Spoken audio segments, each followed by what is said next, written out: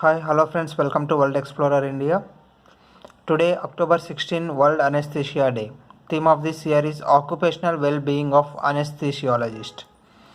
Now, let's see what is World Anesthesia Day. World Anesthesia Day celebrated every year on October 16 for celebrating the first success of diethyl ether demonstration by William Thomas Green Morton in 1846 on October 16 at Massachusetts General Hospital in Boston, USA. Because of this, today we are able to see surgeries without pain. This is celebrated with help of World Federation of Societies of Anesthesiologists, WFSA. Hashtag for this is Our Well-being and Ether Dome. These are the inhalational anesthetic which are being used nowadays: nitrous oxide, chloroform, trichloroethane, halothane, enflurane, desflurane, diethyl ether, isoflurane and sevoflurane.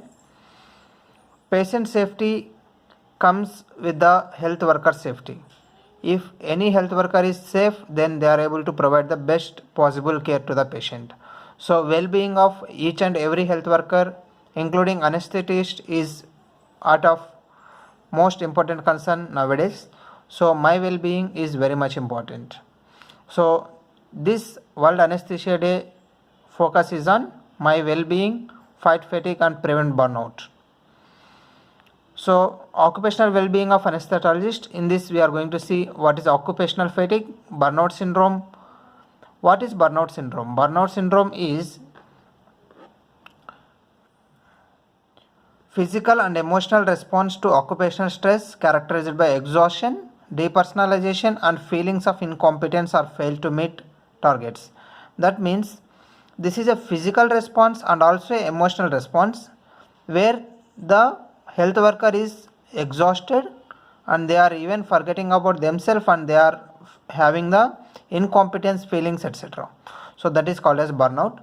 So this is very common because anesthetists work majority of time in rotating shifts and also they work even 12 to 18 hours sometimes. So because of which they may be experiencing more fatigue, and the environment in which they are working, the risk which they face, for example it may be healthcare associated infections or hospital acquired infections, or it may be some of the injuries which occur because of workplace environment. So whatever it may be the cause, it may lead to damage to the health of a anesthetist.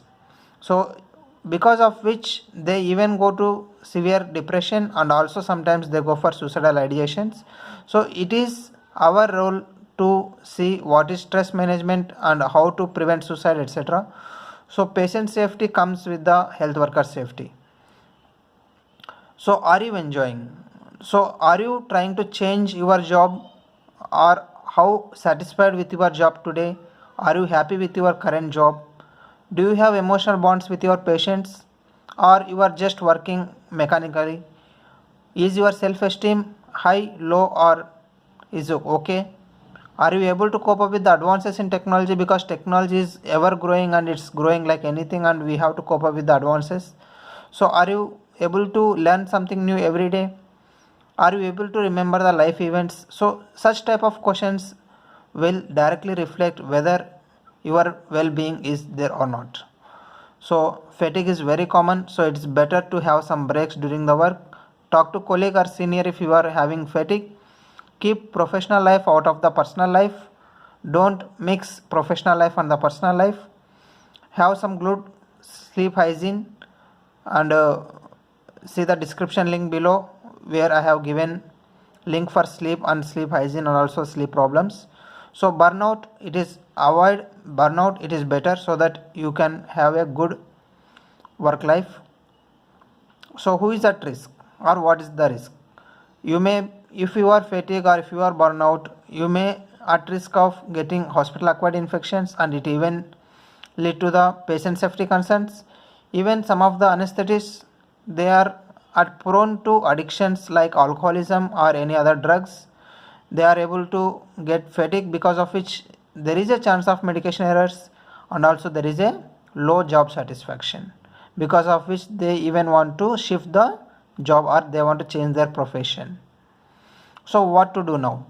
Try to say no, be conscious about the self-care, do exercise, meditation and have well balanced diet, and try to maintain social relations, spiritual activities, and maintain the humor at workplace, positive environment, PPE, use of personal protective equipment as and when needed, fire prevention strategies. Peer support is most important because peers are the one who is able to support you. Identify the addictions among the colleagues. Even anesthetists are at risk of getting addictions. So I am giving some of the links of how to assess the burnout and what are the coping strategies. So if you are able to see the tools from this, and I am giving you a research evidence which is published in international journal. So this is applicable even for all health workers. Kindly do this assessment for yourself. So final thoughts: have a noise control in your environment, neutral zones to pass the shaft to avoid the needle stick injuries, adequate lighting to prevent fall or prevent accidents, adequate rest to regain your own energy, fire management techniques in hospitals, especially in operation theaters. Good housekeeping is ensuring to keep back the article which you have brought from one place to back into the same place. That is called as good housekeeping. And maintain good posture to avoid the spinal damages. And you should use your emotional intelligence, not the general intelligence which you have. You should have emotional intelligence. Don't go for addictions and be very assertive and try to say no if you are unable to do it, and check your empathy feelings.